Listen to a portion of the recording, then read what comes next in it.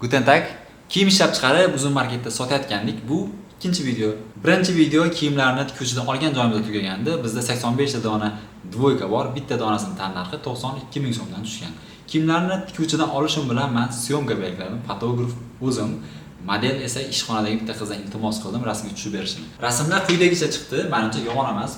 Pro darajada bo'lsa ham chidasa bo'ladi. Xullas, keyin tezlik bilan kartochka yaratdim va tovarlarni upakovka qildim. Upakovka qilish jarayonida mana shunaqa kartochkalardan qo'shib solib yubordim upakovkaning ichiga. Почувствуй свою красоту. Baxt bu sen. Твоя улыбка дарит надежду.